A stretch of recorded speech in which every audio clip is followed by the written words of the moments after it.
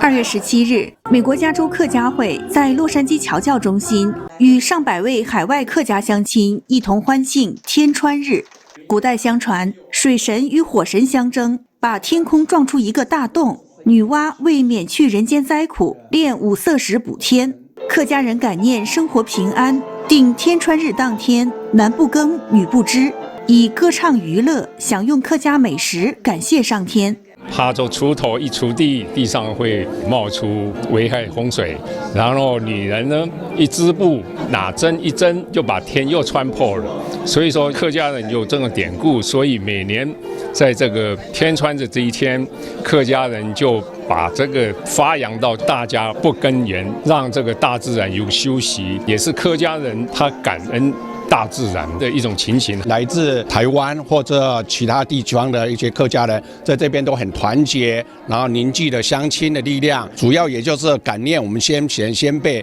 能够在我们生养生息。现场以代表客家传统的花布、竹筛、斗笠和灯笼布置，充分展现客家民俗风情。在热闹喜气的客家歌舞表演中，大家一同品尝客家咸汤圆，慰藉思乡之情。今天呢，把中心的这个场地呢布置得美轮美奂，仿佛我们再度的回到台湾的客家的村落里面。我们也期待呢，我们持续的把这个传统由来跟习俗，还有我们的客家美食介绍给我们当地的侨胞以及我们主流社区，让他们来了解天穿日这个非常有意义的文化。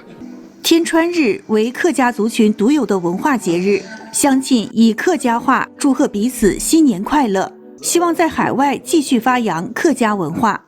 新唐人电视台记者郭约西、刘杰，洛杉矶采访报道。